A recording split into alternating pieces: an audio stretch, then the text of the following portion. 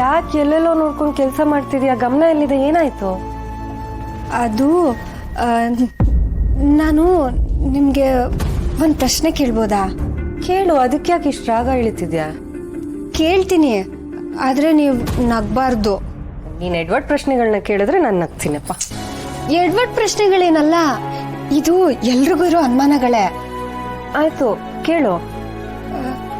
ಅದು ಅದು ನೀವು ನಿದ್ದೆ ಮಾಡ್ತೀರಾ? ನಿದ್ದೆನಾ? ಇದೆಂತ ಪ್ರಶ್ನೆ? ಈ ಪ್ರಶ್ನೆ ನನ್ಗೆ ಇವಾಗ ಬಂದಿರೋದಲ್ಲ, ಯಾವಾಗ್ಲಿಂದನೂ ನನ್ನ ತಲೆಯಲ್ಲಿ ಹುಳು ತರ ಕೊರಿತಾ ಇತ್ತು.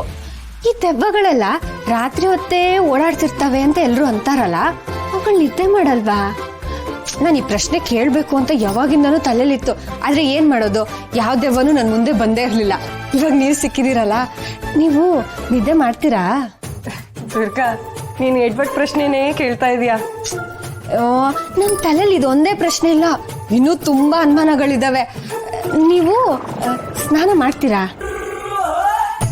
ಸೀರೆ? ಹಾ, ನೀವು ಮುಂಚೆ ಯಾವಾಗ್ಲೂ ಒಂದೇ ಸೀರೆ ಉಟ್ಕೋತಾ ಇದ್ರಿ. ಆಮೇಲೆ ಆ ದೇವಸ್ಥಾನದಿಂದ ಅವಳ ಸೀರೆಗಳನ್ನ ನಾನು ನಿಮಗೆ ತಂದ್ಕೊಟ್ಟೆ. ಆಮೇಲೆ ಸೀರೆ ಬದಲಾಯಿಸ್ಕೊಂಡ್ರಿ.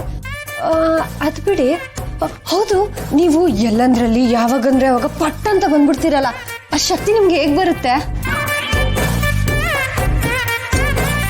ಅಯ್ಯೋ, ನೀವು ಊಟ ತಿಂಡಿ ಎಲ್ಲ ಮಾಡ್ತೀರಾ? ಅಥವಾ ನಿಮಗೆ ಹಸಿವೆ ಆಗಲ್ವಾ? ಅವತ್ತೊಂದ್ಸಲ ಅವಳ ಪ್ರಸಾದನ ನಾನು ನಿಮಗೆ ತಂದ್ಕೊಟ್ಟೆ, ನೀವು ಅವಾಗ ಅದನ್ನ ತಿಂದಿದ್ರಿ. ಅದಾದ್ಮೇಲೆ ನೀವು ಯಾವತ್ತೂ ತಿಂದಿರೋದೇ ನಾನು ನೋಡಿಲ್ಲ. ಅಯ್ಯೋ ದೇವ್ರೆ, ಇವಳಿಗೆ ಹೇಗಪ್ಪ ಉತ್ತರ ಕೊಡ್ಲಿ? ಈ ಸೀರಿಯಲ್ ನೋಡಿ ಲಾಜಿಕ್ ಪ್ರಶ್ನೆ ಮಾಡ್ತಾರಲ್ಲ, ಹಾಗಾಯ್ತು ನಿನ್ ಕತೆ. ಅದೆಲ್ಲ ನನಗೆ ಗೊತ್ತಿಲ್ಲ, ನಂಗೆ ಉತ್ತರ ಬೇಕಂದ್ರೆ ಬೇಕು. ಹೌದು, ನಿಮ್ ಕೂದಲು ಇಷ್ಟು ಚೆನ್ನಾಗಿದೆಯಲ್ಲ, ಯಾವ ಎಣ್ಣೆ ಹಚ್ತೀರಾ? ನಾನು ಯಾಕೆ ಹೇಳ್ತಾ ಇದೀನಿ ಗೊತ್ತಾ?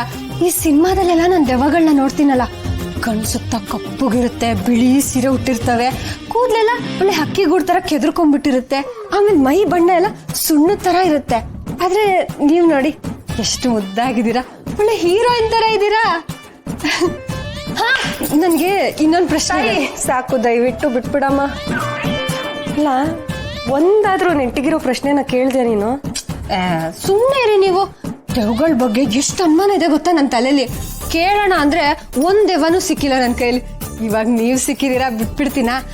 ನೀವ್ ಇವಾಗ ಹೇಳಿ, ದೆವ್ವಗಳು ನಿದ್ದೆ ಮಾಡುವಾಗ ಉಲ್ಟಾ ನೇತಾಡ್ತವ?